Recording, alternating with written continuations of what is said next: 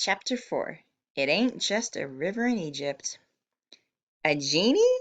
A bottle-dwelling, wish-granting, all-around magical genie? Yeah, right. I break out into a grin. Oh, Uncle Max, come on. This isn't a joke, he says, with that serious look still on his face. But I'm on to his plan. He's going to try to get me to believe this unbelievable story, and then he'll burst out laughing and hand me my real present. The goggles, I bet. I lean over and try to peer around Uncle Max. I don't see any other packages. He must have hidden it in the other room. Maybe it's something even better than night vision goggles.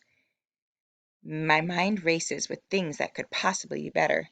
Walkie-talkies so I can communicate with my family when they're not in the same room, or fire extinguishers for every room, or or a dog. A guard dog to help me look after the house. I'll name him Buddy, or maybe Crackerjack. He'll love me more than anyone else, especially more than Quinn, and he'll sit close to me on the couch when I'm doing my homework or watching TV. At night he'll sleep in my bed, except for the times he leaves to patrol the halls and check for strangers. If he sees any, he'll grab onto their legs and not let go until the police arrive. Uncle Max could be hiding my new dog somewhere in our house, or maybe it's back at his place. Either way, he's not letting on that there's any other present hiding anywhere. Fine, I'll play along. So, I say to Uncle Max, people rub this bottle and I pop out, just like that? Something like that, he says. But I'm already outside the bottle right now, I point out. Poor Uncle Max. He didn't really think this joke all the way through. When the time comes, you'll be pulled into the bottle, he says. I don't bother pointing out that I'm about 400 times the size of the bottle. And then what? I'll pop out and grant 3 wishes to whoever rubbed the bottle like in Aladdin? You know about Aladdin? Of course I do. Everyone's seen that movie. Oh, the movie, Uncle says. Uncle Max says, spitting the words out like they taste sour. He shakes his head. A clump of thick white hair falls in front of his face, obscuring his left eyeball. It got a few things wrong. More than a few things. You know Hollywood. They take a nugget of truth and twist it around to make it ridiculous. I don't know a thing about Hollywood, but come on. You're saying you think that there's a nugget of actual truth in the movie, that it got some things right? Uncle Max nods gravely. There are genies, he says. They travel through bottles that serve as portals. Do you know what a portal is? Sure, I say. Okay, what is it? I say. I didn't expect Uncle Muzz to quiz me. I forget. Well, I'll tell you, and I think you should commit this to memory. A portal is an entry port. Okay. Think of it as a doorway, he continues. You go in one portal and come out another. It's the genie mode of transportation. That'd be cool if it were true, I tell him. Trust me, Zack. The truth about genies is cooler and more exciting than anything you've seen in some silly little cartoon. And now you're part of it. I shake my head. I can't help it. There are several stages to finding out you're a genie, Uncle Max says. The first one is denial. It's true what they say. It ain't just a river in Egypt. Huh? Just an expression. The Nile. Denial. Anyway, what I mean is you're right on schedule. Your reaction is typical. Never in all my 10 years has Uncle Max ever called me typical. Come on, I say, give it up already. This whole thing you're describing is impossible. Being a genie and granting wishes and getting sucked up one bottle and popping into another. Very few things are impossible, Uncle Max says. Very few things indeed. That's lesson number 1. Plenty of things are impossible, I say, starting to tick things off my fingers. For example, a car transforming into a horse, then into a zebra. Lesson number 2, he says, ignoring me. I've never lied to you. Then into a dinosaur, I continue, a real live one that you can ride. Not that I'd ride a dinosaur, or even a horse. Do you know how many people break their backs and die each year from falling off animals? All right, Zack, Uncle Max says. I get the picture. Car, horse, zebra, dinosaur. Let's you and I get out of here. He calls to Mom and Quinn that we're heading over to his house. Mom says, "Have a good time." Quinn doesn't say anything. I bet she and Madeline are taking inventory of the stuff that Quinn got today. Uncle Max's house is 4 blocks away. When we get there, we sit down on the porch and swing in the back. He's carried the bottle with him tucked under his arm like a football. A football would have been a better birthday gift. And I don't even play sports. Not since before Dad, well, the point is I don't play anymore because there are too many injuries. And I'd still rather have a football than an old scratched up used bottle. This bottle, Uncle Max begins, now that I've given it to you, you have to take care of it. No offense, I say, but it doesn't look like the previous owner took such good care of it. SFG, whoever he was, nicked it up real good. And that's another thing you're getting wrong, by the way, I tell him. They used a lamp in the movie.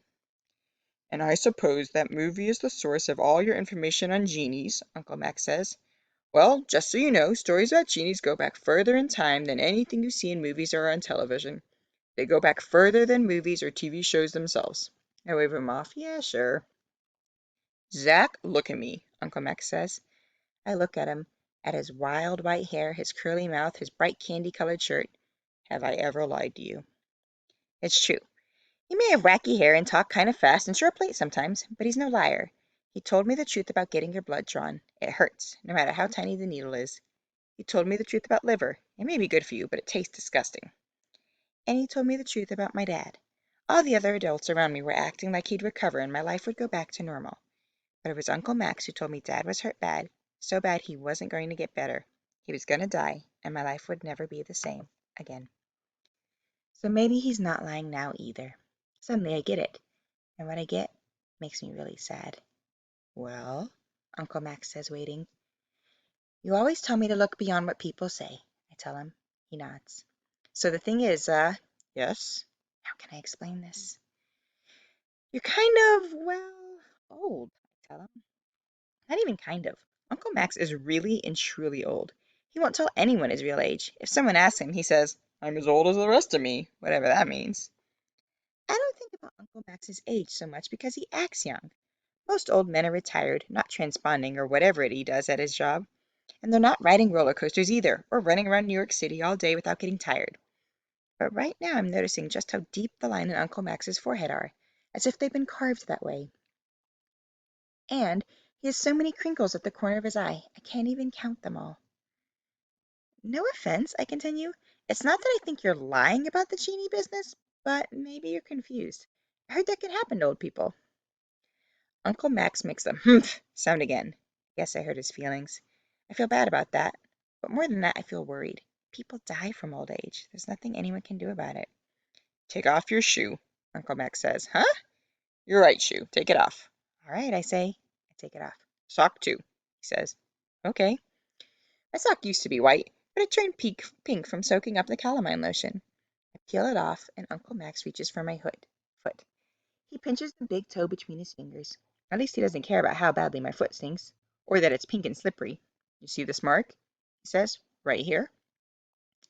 I've had that squiggle, sort of like a backward S with a dot on it, my whole life. My birthmark? Sure, I see it. That's a genie bite. Now you're saying a genie bit me. No, just what that mark is called, he says. You're right that it's been there since birth. I checked both you and Quinn when you were born. The shape it takes indicates your genie age. He pokes some more at my toe. This shape means 10.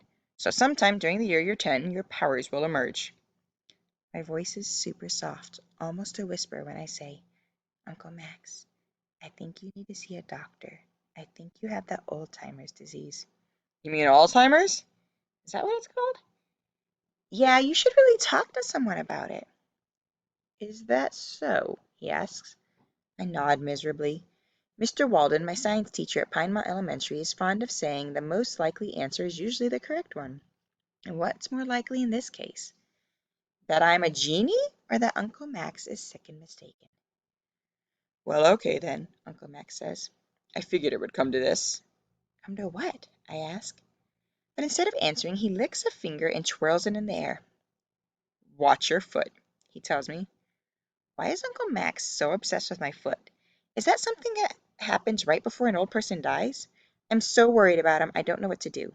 If Dad were here, he'd know what to do. Mom is the next best thing. I should go inside and call her. Better yet, I should run home. I'm about to put my shoe back on and race to her when I notice something.